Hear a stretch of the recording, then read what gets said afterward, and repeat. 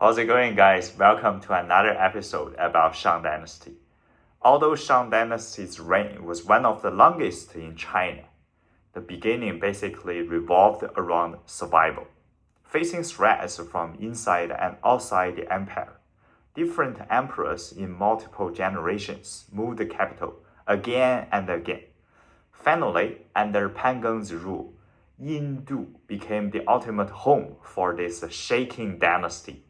Just like we talked before, Pan Geng was the savior of this kingdom. However, Shang Dynasty wanted to continue. New home was not enough. Development was the antidote. Today, we will focus on another emperor, Wu Ding, who led Shang Dynasty to the peak. Wu Ding was the 23rd emperor of Shang Dynasty. He ruled from BC 1250 to BC 1192. 58 years longer than most people's lifespan at that time. He was the longest reigning monarch of Shang Dynasty, one of the longest rulers in China of all time. Under his lead, Shang Dynasty entered an era of great prosperity. This was also the golden age in the development of early Chinese civilization. Wu Ding was Savior Pan Geng's nephew. Unlike other royal members, Wu Ding didn't grow up in the palace. Instead, he lived among the folks. According to the chronicles, he loved the innocence of the people, so he often considered problems from common people's opinion. When he reached a certain age, he was sent to help with farm work. Therefore, he understood the suffering in the folk and what the nation's true problems were. His early life laid the foundation for his reform when he came to power. Before Wu Ding succeeded the throne, Shang Dynasty had long been tortured by succession disputes, political instability, and national decline. Although the political situation was stabilized by Pan Geng's capital relocation to Yindu, the dynasty's overall power remained feeble. Internally, the nobility wielded unrestricted authority, while externally various states launched ceaseless incursions. Man, what a mess. If I were him, I would step down. No, thank you. You can keep the crown. I got bounce. So please don't think being the king is the easiest job in the world.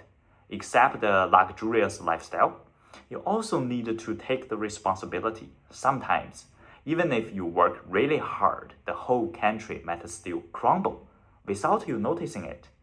Facing these complexities, Wu Ding ascended the throne.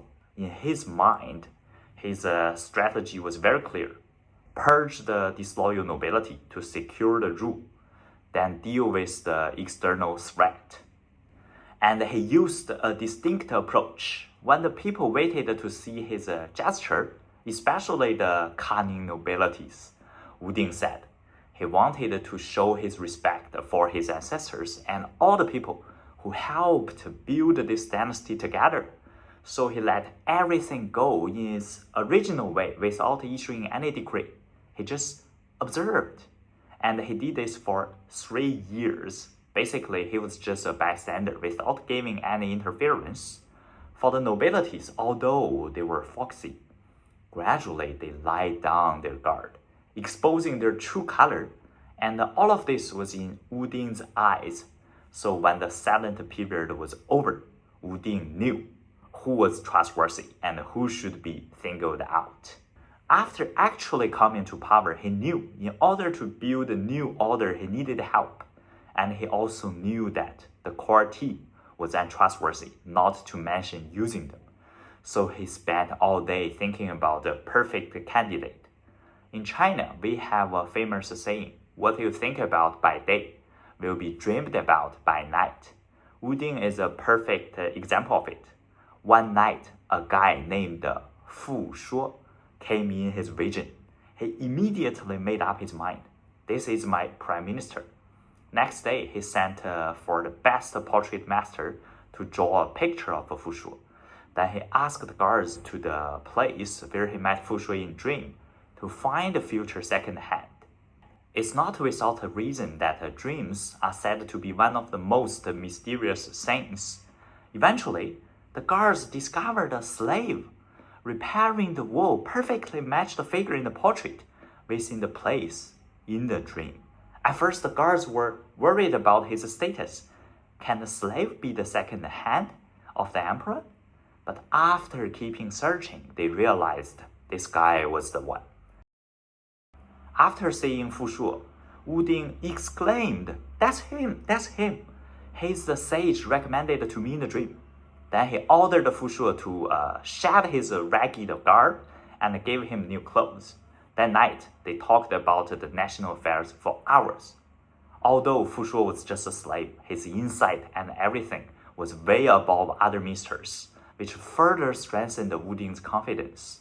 Next morning, in the assembly, Wu Ding officially appointed Fu Shuo as prime minister. Although the nobilities harbored private objections, they didn't take the former slave seriously, so nobody voiced opposition. Instead, they flocked to offer their congratulations, pledging their willingness to work alongside Fu Shuo to govern the nation together. Fu Shuo adapted to the new role very quickly. On the surface, he pretended to be a puppet, so the nobilities wouldn't go against him. Privately, he cultivated talented officials who had long been suppressed.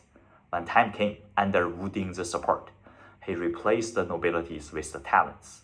The new order emphasized the selection of officials based on talent rather than lineage, thereby driving reforms in the personnel system.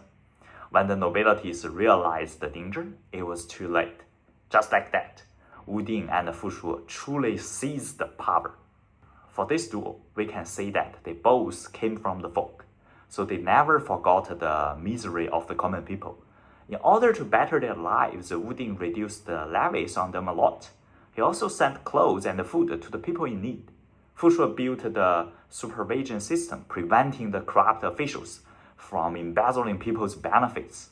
Gradually, Wu Ding's stature reached a peak.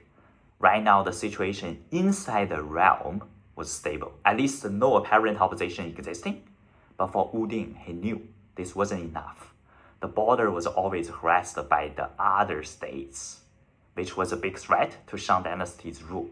He resolved to quell border threats and expand the realm through military force. The military campaigns in this era were not instances of indiscriminate warfare. Rather, they were driven by clear strategic objectives to eradicate threats along the borders, expand the territorial dominion, plan the resources, and subjugate various vassal states situated in the surrounding regions. Concurrently, these military expeditions served to weaken the power of the domestic aristocracy and consolidate royal authority. Even more legendary is the fact that King Wu Ding not only dispatched his top generals to the battlefield, but his consort, Fu Hao, who also personally took command, becoming the first female military commander in Chinese history, and fought alongside Wu Ding in campaigns.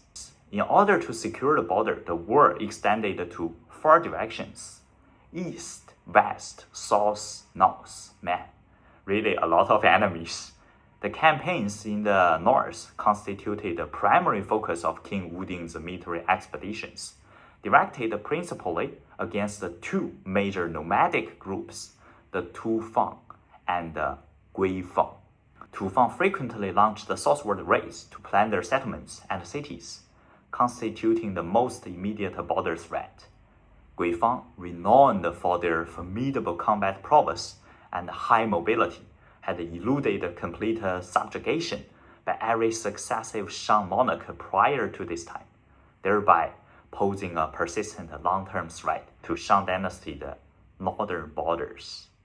Upon ascending the throne, Wu Ding amassed a formidable military force and launched years of continuous campaigns against Tufang and Guifang. The war against Guifang was exceptionally fierce and dragged on for 3 years. Wu Ding personally led massive armies on multiple long-distance expeditions, engaging Guifang in a series of decisive battles. Finally, he conquered them. The military campaigns on the Western Front centered on the subjugation of the Qiang people. Adopting a strategy that combined large-scale frontal campaigns with localized surprise raids, Wu Ding launched a sustained offense against the Qiang people. He not only routed Qiang's principal tribes, but also captured a vast number of Qiang people.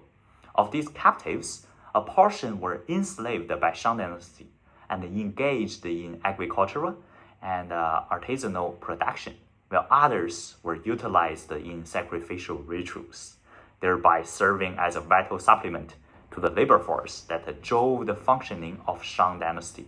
The campaign against the Jingchu was an epoch-making battle. This battle not only expanded the territory of Shang Dynasty, but also opened up channels for the exchange of culture and goods between the North and South, promoting the integration of Central Plains civilization and the Southern civilization. In addition to large-scale military campaigns launched in the North, West, and South, Wu Ding implemented targeted strategies. For tribes that refused to submit to his authority, he dispatched armies to conduct punitive expeditions and quell rebellions. Conversely, for those willing to pledge allegiance, he invested the tribe leaders with titles and required them to pay regular tribute. Through these measures, he consolidated control over the resources and the trade routes of the eastern coast. As of now, the unity of the inner and outer had finally been realized. Then Wu Ding focused on economy and social order, because deep in his heart he knew only through economic recovery and social stability can a dynasty revival be truly realized. At the policy level, Wu Ding placed a great emphasis on agriculture. He issued repeated decrees to encourage farming, requiring nobles and officials at all levels to prioritize cultivation and strictly prohibiting the arbitrary encroachment upon farmland or the delay of agricultural schedules. In terms of technology and production conditions, the reign of Wu Ding witnessed the improvement and widespread adoption of agricultural tools. The rudimentary stone and wooden implements of the past were discarded in favor of the mass production and the utilization of bronze farming tools. Other than grain cultivation, the era of Wu Ding also placed great emphasis on the development of animal husbandry, fisheries, and sideline industries, thereby enriching the economic structure and ensuring the provision of daily necessities for the populace. Moreover, he restored social order, strictly cracking down on criminal acts such as theft, robbery, and rebellion, while regulating social conduct and safeguarding the lives and property of the populace. These measures in economy and social order yielded remarkable results. After decades of governance, agricultural production during this era flourished. Grain yields rose significantly, and the populace lived in peace and contentment, no longer plagued by food shortages. The era of prosperity known as the revival of Wu Ding spanned the entirety of his 58-year reign, marking a pivotal turning point in which Shang Dynasty transitioned from decline to resurgence.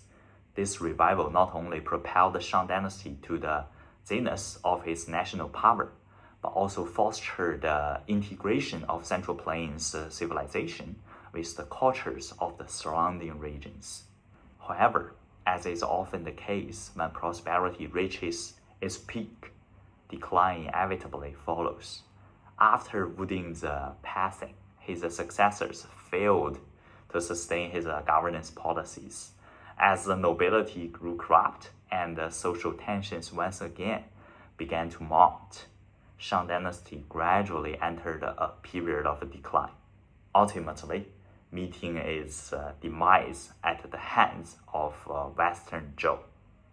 Okay, that's it, and thank you for your time. If you are interested in it, please stay tuned to my channel, and see you next time.